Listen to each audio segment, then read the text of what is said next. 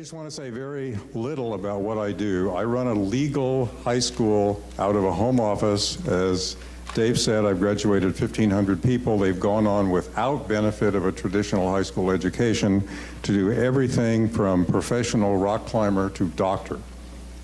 And I agree absolutely with what Ken has said. The one quibbling point which he mentioned is that a diploma in California will do something for people because it will get young kids who are younger than 18 into a community college where they can start an academic road, and from there they can go anywhere they want to go.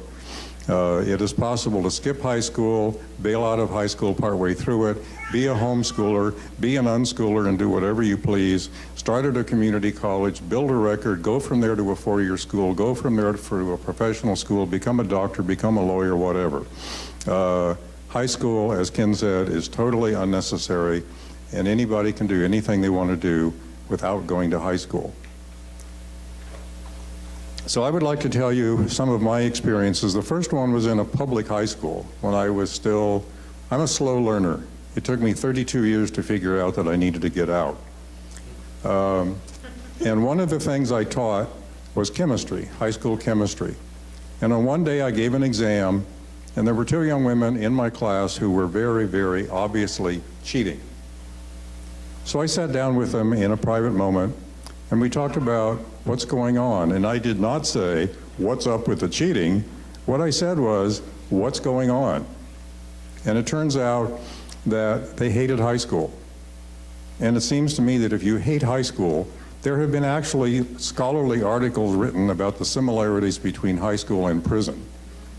And I think you would agree that a prisoner who is being treated harshly would probably be okay if he were breaking the rules in his own self-preservation.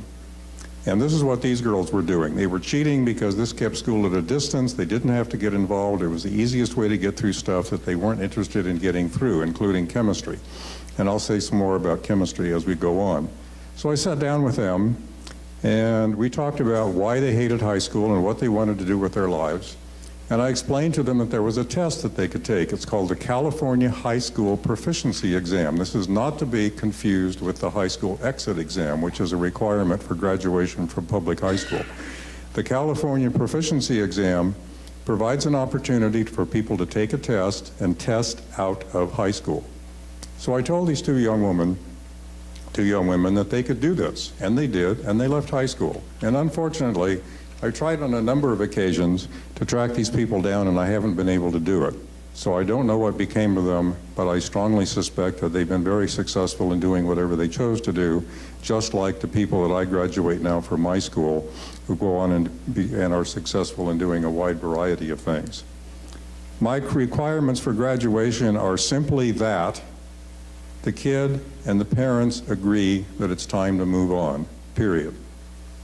And on that basis, I graduate people with a narrative diploma or a narrative transcript, and they typically start at a community college, or they go on and do things that have nothing to do with academics. I have graduates who are successful singers, successful photographers. One girl is, or one woman now, is a principal dancer with a big city ballet company and so on. So from doctors and lawyers to dancers and photographers and so on and so forth. Sometimes with college, sometimes with a graduate degree, sometimes with no college at all. The problem with these two young women who cheated on the chemistry test is they saw no meaning in what they were doing.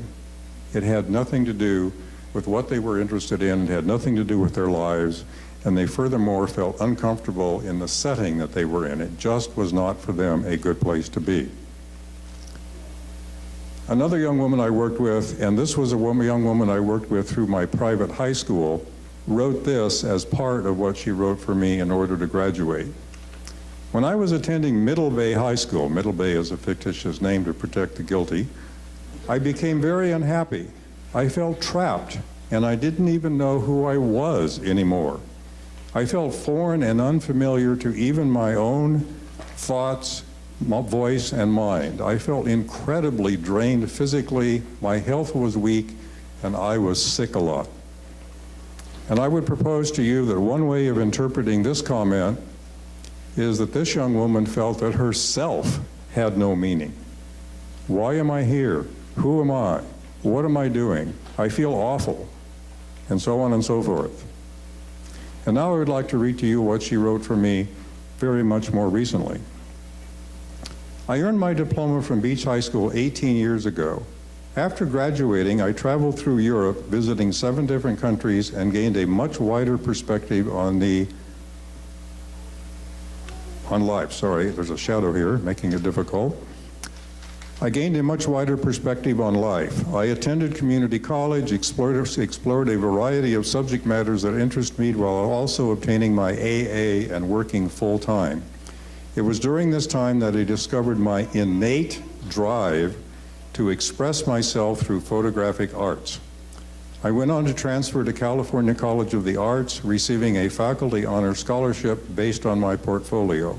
I graduated with a BFA in photography, academic honors, high distinction, and a network of support and a more developed sense of myself as an artist. I have worked as a photographer doing custom photo sessions, been commissioned to make large pieces of retail environments, and created a traveling vintage-style photo booth. Most recently, my work has been published in a German art magazine. I am currently living in the Bay Area, working in the photo department at Wired magazine, and contemplating grad school. My decision to pursue my high school diploma through Beach High School was the catalyst for me to put my education choices in my own hands and create my life on my own terms. And that's exactly what I believe I'm promoting. I think that's what Ken's been talking about. That's what the other speakers today are going to be talking about. And that is a young person being able to create life on their own terms. Where does meaning come from? How does one find what means something to each person as an individual? I'd like to read some quotes. The first one is from a book called Super Better by a woman named Jane McGonigal. I wish I'd had, these are deathbed threats, or not threats, but regrets. So here I am talking about young people, I'm talking about death.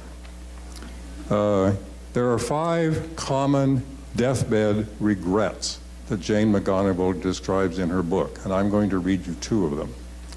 I wish I'd had the courage to express my true self.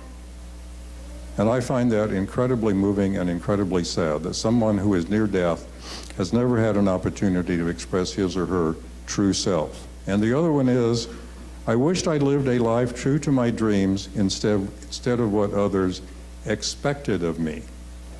And in terms of what's expected, let's go back to chemistry for a minute. There was an organization in Santa Cruz County called Santa Cruz County College Commitment. And this is one of the statements on their website. S4C is a county-wide collaborative comprised of public education institutions aimed at getting every Santa Cruz County student college ready. And I maintain that as a very, very poor goal, to assume that everybody needs to go to college. There are lots and lots of ways to succeed in life without going to any college at all. And I can tell you stories for a very long time, but I don't have a long time, so I can't do that. I will tell you one in just a minute. One of the questions, here's a question, and I could very easily have put this on a chemistry test. I probably did at some point. This is a very straightforward chemistry question if you know chemistry, and it requires one step, one simple calculation. It could very well be embedded in a much more complex question. Here's the question. What part of a mole is 3.7 grams of carbon? How many people know how to solve that problem? I don't see a single, I see 2 hands out of maybe 50 or 60 people who are here. How many of those people who have solved that, who know how to solve that problem, have you solved a problem like that recently? You have not. So there's nobody in this audience that has solved a problem like that. It's an extremely straightforward problem. And I, like Ken, gave up teaching chemistry and then eventually gave up teaching in a public high school because I felt I was doing damage. I got really, really tired of going to dinner parties or some other gathering, and people I didn't know and was meeting for the first time would ask me, what do you do? And I said, I teach chemistry. And all of a sudden I would see fear in people's eyes. And they would back away, maybe actually physically back away, and that was possibly the end of the conversation. Or if the conversation continued, people would say to me, I never understood what a mole was. And there's no reason why anybody should understand what a mole is unless, A, somebody really likes chemistry, B, somebody wants to go into medicine or engineering or science of some kind and needs chemistry. But my belief for a very long time is, if I had 2 weeks, maybe a half an hour a day, I could teach people what they really needed to know as citizens about chemistry. It does not take a full year. It does not take what is essentially a pre-professional course. And it doesn't require teaching people how to figure out what part of a mole 3.7 grams of carbon is. And there's a lot of stuff like that in a traditional high school curriculum, especially if you are pushing everybody to go to college. In most high schools, to prepare thoroughly for college, you need to take at least 3 years of science, and those 3 years are going to be physics and chemistry and biology. So most high school students urged to go to college are pushed into a chemistry class, and they spend an entire year learning how to push around symbols and not understand what they're doing in most cases. One of my favorite comments came from a high school student at the last high school I taught at, and this was about math. This was not about chemistry. He came up to me and said, Wes, I told my students on the first day of the semester, every year, I said, you can call me Wes, or you can call me Mr. Beach, Your Royal Highness, sir. Most people chose the first option. So he came up to me and he said, Wes, I've already been accepted to Cal Poly. He said, there's a lot of math courses that I'm going to be required to take. Do you think I can just keep doing it? Or am I going to have to understand it? And I found that to be a really, really perceptive understanding of what he had experienced so far in his high school math classes. He was just doing it. He was learning routines. He was pushing symbols around in paper. He didn't know what they meant. He didn't have a profound understanding of what algebra was all about. He was just pushing symbols around on paper.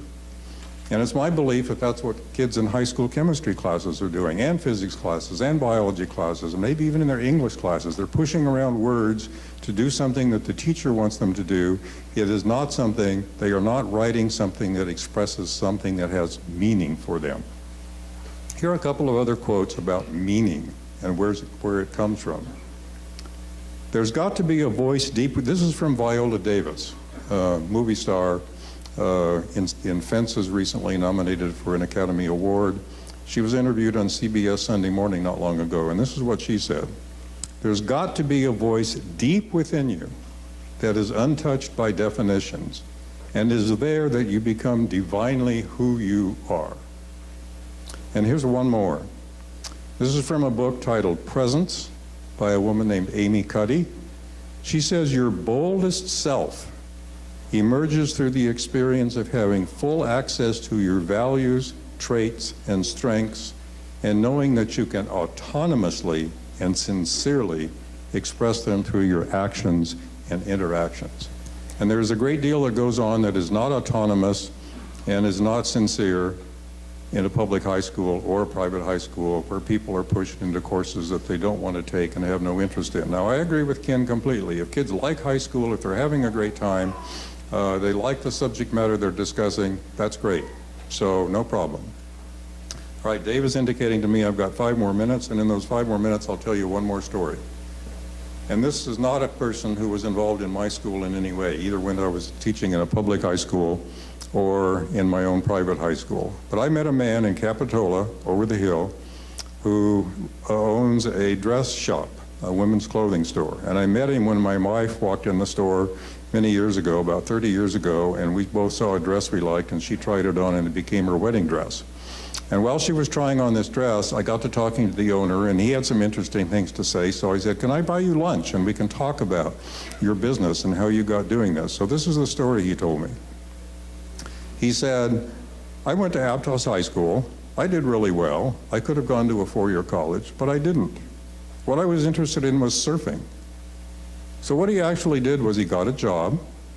He earned enough money to start, and he went on a trip around the world. When he ran out of money, he stopped and got a job and earned some more money and kept going. And he went literally around the world. He spent 4 years doing it. His interest was in surfing. But on one of his last stops, he went to Bali, and he figured, okay, here's some stuff I can buy and take somewhere else and sell and make a profit. And he did that. He sold his stuff on Hawaii. And one thing led to another, and at the point that I met him, which was in 1986, he owned a factory on Bali that employed 30 people, manufactured the clothing that he sold in his store, and he was running a successful store in Capitola. That store is still going strong. And so here is the owner of a successful business, a successful long-term business, who didn't go to college. When I wrote a book, and by the way, if you want to know more about my work and what I do, and more than 24 more stories about people I worked with, I've got a book out at my table, which is right outside the door, and I've also got a flyer. If anybody wants to get in touch with me, please feel free. I'll be happy to answer questions. I don't charge for initial phone consultations, so if anybody wants to talk to me or email me, please get in touch. So when I wrote the book that's now out there, I got back in touch with Chuck Hepner, this man who had gone around the world in search of surfing spots. And I walked into the store where my wife bought her wedding dress, and I talked to his wife, who happened to be a childhood friend of my daughter, and she told me that he was now running another business. So I said, oh, okay, where? So I went and talked to Chuck about his other business, and it turned out he was running a tile business. He had invented a tile made out of pebbles that he found in Indonesia, and he had developed his business to where he had 600 places where his tile was sold in both Canada and the United States, 4 distribution centers, and he was running a far-flung and very profitable tile business that covered Canada and the United States. This without a college degree. So and as I said, I can tell you many more stories. There are some in my book about people who didn't go to college and are doing very, very well for themselves. I can also tell you lots of stories about people who didn't go to high school and did go to college and are also doing very well for themselves. I got started in this business because of my son. He was born to be a mathematician. He proved that to me when he was 8 years old. And to make a long story short, his story is he started at a community college when he was 10. He got his bachelor's 2 weeks after his 17th birthday. He now has a PhD, and he never went to junior high school, and he never went to senior high school. Thanks.